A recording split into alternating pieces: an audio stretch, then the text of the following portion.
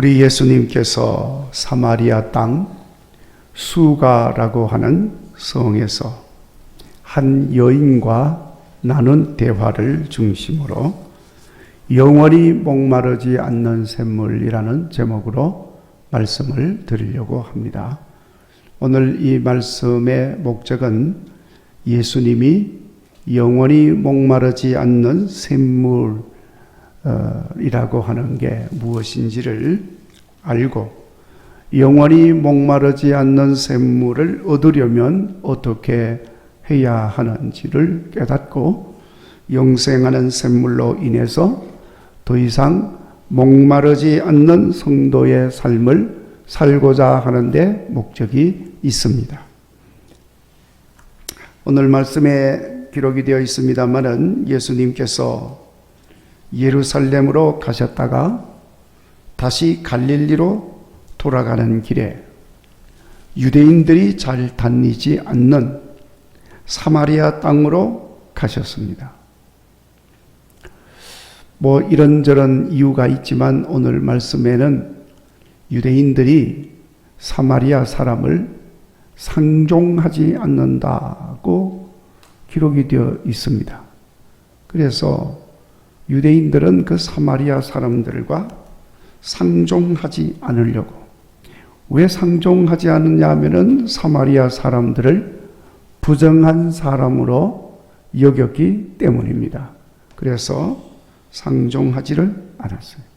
그러니까 그 사마리아 사람들이 있는 그 땅을 지나가지 않고 갈릴리로 가려면 예루살렘에서 여리고로 내려가서 요단강 건너 여리고에서부터 쭉 위로 올라가서 이렇게 갈릴리로 다시 넘어가게 됩니다.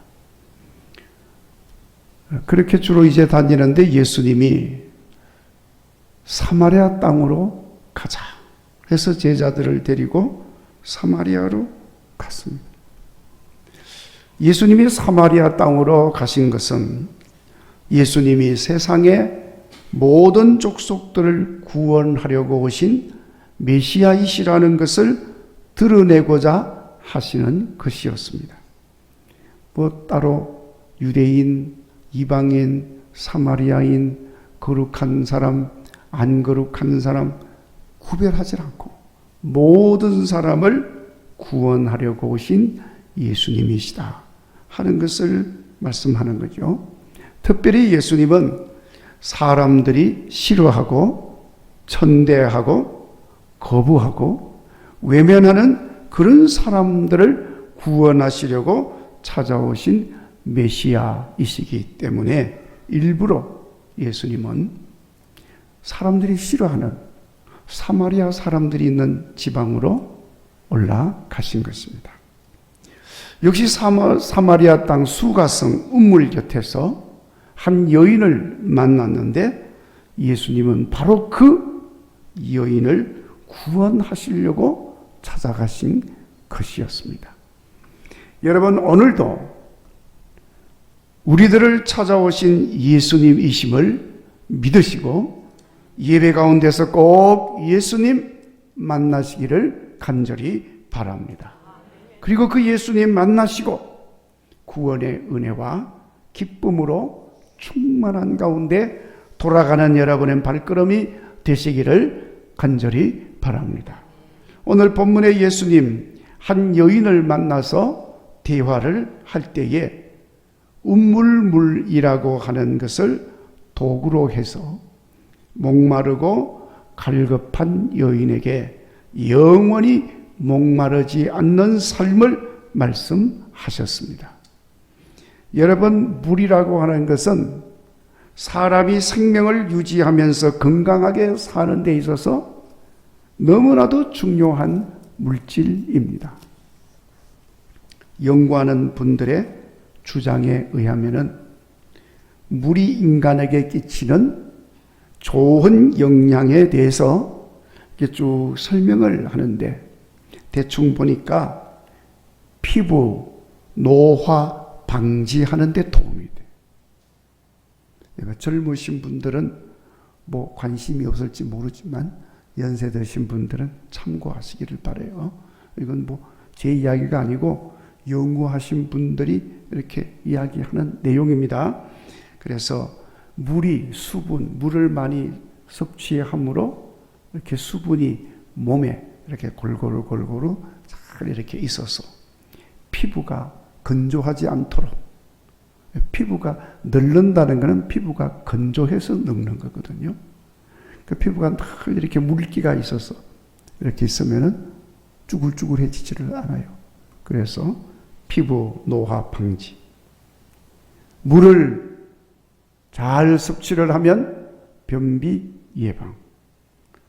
에너지를 활성화시켜준다. 물이 모든 자꾸 이렇게 옮겨주니까요. 또 몸에 있는 여러 가지 장기들을 활성화시켜주고, 물을 마시면 빠져나와야 되니까 빠져나올 때 몸에 있는 노폐물들을 다 제거해주고, 이 물이 사람의 뇌 기능을 활성화시켜준다고 해요. 물이 사람의 마디마디 관절들이 얼마나 많습니까? 관절 손상을 방지시켜주기도 하고, 하여튼 뭐 이렇게 보니까 한 20여 가지 좋은 영향을 주는 게 물이라고 그래요. 그러니까 웬만한 육신의 문제는 물이 다 해결해 준다는 거예요. 믿든지 말든지. 제 이야기 아니고 전문가 이야기예요. 자, 그런데 여러분 그 일리가 있다고 저는 생각을 합니다. 왜냐하면 인간의 몸이 대부분 물로 되어 있다 그래요. 물. 네. 얼마나 사람의 몸이 물로 가득한지 어떤 사람은 물주머니라고 그러더라고요. 물주머니. 그만큼 물은 우리 몸에 중요한 것입니다. 그러니까 여러분 혹 머리가 좀 복잡하고 또 가슴이 좀 답답하고 그러면 물을 한 컵 드세요. 물을 한 컵 드시면 정신이 맑아지고 생기가 돌고, 뭐 찬물보다는 좀 따뜻한 물이 좋아요. 그러면 생기가 돌고, 물이 부족하여 갈증을 느끼기 전에 물을 보충시켜주는 것이 중요하다. 그렇게 이야기를 합니다. 대체로 사람은 물이 부족하면 갈증을 느끼게 되고 갈급해지게 돼 있습니다. 자, 그래서 사람들은 이런 연유로 인해서 물만이 아니라 사람이 살아가는데 뭔가 부족하게 되면 간절히 필요한 것을 느끼게 되고, 그렇게 되어질 때 표현할 길을 갈급하다 하고 표현을 하는 거죠. 마치 물이 없어 목말라 갈급한 것처럼 우리 삶의 모든 영역에서 부족해서 그걸 필요로 느끼게 되면 갈급하다고 이야기를 합니다. 이렇게 사람들은 여러 부분에서 목마르고 갈급한 것이 많은데 마음도 마르고 영혼도 말라서 갈급하고 그런 것입니다. 수가성 여인이 지금 물이 필요해서 음물을 기르러 왔습니다. 그런데 그 여인의 갈급함은 물이 없어서 목마른 갈급함이 아니었습니다. 그의 삶 전체가 갈급했던 거예요. 그래서 남편도 5명이나 바꿔서 갈아치웠어요. 뭐 자기가 갈아치웠는지 갈아치우게 됐는지는 하여튼 모르지만 남편을 5이나 이렇게 바꿨어. 지금 같이 살고 있는 남자도 6번째 남자인데 그렇게 살고 있어요. 그러나 마음의 만족을 채우지 못하고 있다 하는 것입니다. 여전히 심령이 갈급한 겁니다. 아니 어떻게 우물물을 기르러 온 여인에 대해서 그렇게 만족하지 못하고 갈급한 상태라고 말할 수가 있습니까? 예. 오늘 본문 예수님께서 그 여인에 대해서 그렇게 보시고 말씀을 하셨기 때문에 우리 그렇게 말할 수가 있는 겁니다. 자, 그렇기도 하지만 여러분 이 본문의 내용을 잘 읽어보시면은 이 여인의 행동이 갈급한 심령 속에 있는 여인이었음을 증거해주고 있는 거예요. 자, 여러분 우선 이 여인이 우물물을 길러러 왔는데 몇 시쯤 왔다고 그랬죠? 그게 어디 있습니까? 6절에 있네요. 6절 읽어볼까요? 시작. 자, 다시 다 같이 시작.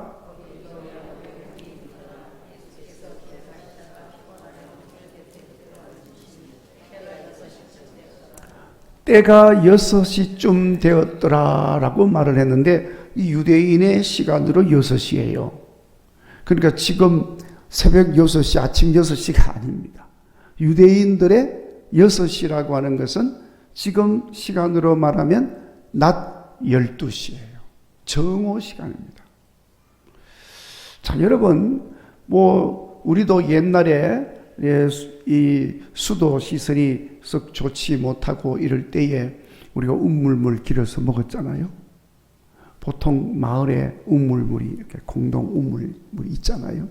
그러면 언제 물을 길러러 갑니까? 아침 저녁으로 가는 거예요. 그러니까 이 유대 나라에도 우물물을 길러러 가면 아침 저녁으로 갑니다. 아침에 물이 필요하지요? 밥해야 되니까. 저녁에 또 물이 필요하지요? 밥해야 되니까. 점심때는 건너뛰는 거죠. 그리고 점심때는 물을 기르러 갈 수가 없어요. 왜냐하면 너무너무 뜨거우니까. 더워서 물을 기르러 갈 수가 없습니다. 그러니까 이 정오 12시쯤 그 시간대에는 물을 기르러 오는 사람이 없어요. 그런데 이 여인은 그 뜨거운 낮 시간에 우물물을 기르러 왔다는 것입니다. 그러니까 이 말은 무슨 말이냐 하면은 사람이 없는 시간에 물 기르러 오는 여인이요. 왜 사람이 없는 시간에 물을 기르러 올까요? 사람 만나기 싫으니까. 여러분 일반적으로 우물가 그러면은 동네 사람들이 물 길러러 와가지고 물을 길르면서도 기다리기도 하고 그러면서 이런저런 이야기 다 하잖아요. 오늘 아침에는 뭐 해먹나 뭐 이런 것부터 시작해가지고 이런저런 정보 이야기하고 다. 그러니까 서로 좋은 이야기들이 쭉 오고 가고 하는 그런 시간이에요. 자, 그러니까 이 여인은 그런 자리에 낄 수가 없는 여인이라는 사실인 것입니다. 그러니까 별로 그 삶 자체가 자랑스럽지 못한 삶을 살고 있었다 하는 것입니다. 여인들이 많이 있을 때 물 길러 와봐야 사람들이 자기를 보면서 사람 취급도 하지 않을 거고 수근수근거리고 손가락질하고 말도 썩지 않고 피하고 심지어는 노골적으로 왕따시키고 그런 게 뻔하잖아요. 그만큼 이 여인의 삶이 떳떳하지 못하다는 거예요. 실제로 남편을 몇 번이나 갈아치웠다고요? 5번이나. 지금 또 살고 있는 6번째 남자 살고 있다. 자, 여러분 이 동네가 그렇게 넓은 동네도 아니고 큰 동네도 아닌데 이쯤 되면 동네 여인들이 모를까요? 너무 잘 알지 않겠어요? 그러면은 우선 가장 먼저 경계 1호야, 경계 1호. 저 여자가 우리 남편까지 또 데리고 가지 않을까. 경계 1호요. 자, 그러니까 별로 넓은 동네도 아니니 여인들이 서로 그런 걸 정보를 주고받으면서 수근수근 그리고 손가락질하고 그럴 것이 뻔한 겁니다. 그래서 이 여인이 그 시간에 여인들이 울물물을 기르러 온 시간에 못 가고 아무도 오지 않는 12시 뜨거운 대낮에 물 길르러 혼자 간 것입니다. 근데 뜻밖의 거기서 예수님을 만나게 된 겁니다. 그리고 예수님은 그 여인을 보는 순간 단번에 그런 상황을 다 알게 됐어요. 예수님이 보통 분이 아니잖아요. 모든 것을 아시는 분이시니까. 그래서 예수님이 여인에게 목마르지 않는 생명수에 대해서 말씀을 하시는 것입니다. 7절 예수님께서 먼저 여인에게 물을 좀 달라 하고 부탁을 합니다. 그러니까 여인이 9절에 아니 당신은 유대인으로서 어찌하여 내게 물을 달라고 합니까? 그러자 예수님께서 여인에게 본론을 말씀을 합니다. 10절 말씀에 네가 만일 네게 물을 좀 달라 하는 이가 누구인 줄 알았더라면 네가 오히려 그에게 물을 구하였을 것이고 그가 생수를 너에게 주었을 것이다 하고 말씀을 하십니다. 그러면서 13절에 말씀합니다. 이 물을 마시는 자마다 다시 목마르려니와 이 물은 우물물, 이 우물물을 마시는 자는 다시 목마르지만은 내가 주는 물을 마시는 자는 영원히 목마르지 아니하리라. 아멘.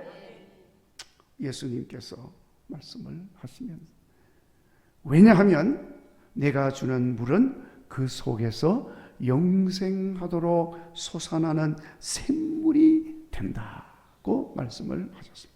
그러니까 이 여인이 즉시로 예수님에게 말합니다. 15절 말씀에 주여, 이제는 이 부르는 호칭도 달라졌어요. 주여, 그런 물을 내게 주셔서 목마르지도 아니하고 여기 물 기르러 오지도 않게 하여 주십시오. 여인은 예수님의 말을 듣고 자신의 갈급함에 대해서 너무나도 정확하게 알고 계심을 깨닫게 되고, 단번에 이분은 보통 분이 아니시구나 하는 것을 깨닫게 되었습니다. 사실 그 여인의 갈급함은 물이 없어서가 아니었습니다. 돈이 없어서도 아니었습니다. 남편의 문제도 아니었습니다. 마음의 갈급함, 영혼의 갈급함이었던 것입니다. 그래서 이렇게도 해보고 저렇게도 해보고 남편도 바꿔보고 별짓을 다 해봐도 여전히 갈급함이 해소가 되지 않았습니다. 그래서 예수님의 그 말씀을 들었을 때 그는 즉시로 마문을 활짝 열어놓고 예수님에게 영원히 목마르지 않는 그 물을 내게 주시옵소서 하고 간청을 하는 겁니다. 결국 그 여인은 그 예수님을 만남으로 곧바로 갈급함이 해소되게 되어집니다. 메말랐던 심령이 만족함으로 채워지는 역사가 일어나는 것을 경험하게 되었습니다. 왜냐하면 영원히 목마르지 않는 생명수 샘물, 그것은 바로 예수님 자신이었기 때문입니다. 그러니까 그 생명수 샘물, 예수님을 만나고 예수님의 말씀을 들었잖아요. 예수님께서도 스스로 말씀하셨습니다. 14절 내가 주는 물은 영원히 목마르지 아니하리라. 믿으시기를 바랍니다. 26절 내게 말하는 내가 그라. 여인이 이 메시아에 대해서 예수님께 말할 때에 예수님께서 그렇게 말씀하신 거예요. 네가 말하는 메시아, 오신다고 하는 메시아, 그가 바로 나다 하고 말씀을 하셨습니다. 여러분, 메시아로 오신 예수님이 곧 생명수 샘물, 영원히 목마르지 않게 하는 샘물임을 말씀하셨는데 믿으시기 바랍니다. 예수님이 영생하도록 솟아나는 생명수 샘물이심을 믿으시고 수가성 여인처럼 예수님이 생명수 샘물인 것을 믿고 힘을 얻으시는 여러분 되시기를 바랍니다. 그러니까 누구든지 예수님 마음에 모시면 결코 목마르지 않고 갈급해지지 않는 것을 깨달으시기를 바랍니다. 그러나 예수님이 없으면 아무리 물을 많이 마시고 아무리 물이 좋다고 자주 마시고 끊임없이 마셔도 목마르게 되어 있는 것입니다. 목만 마른 것이 아닙니다. 예수님이 없으면 마음도 갈급합니다. 그래서 허하지요. 영혼도 갈급합니다.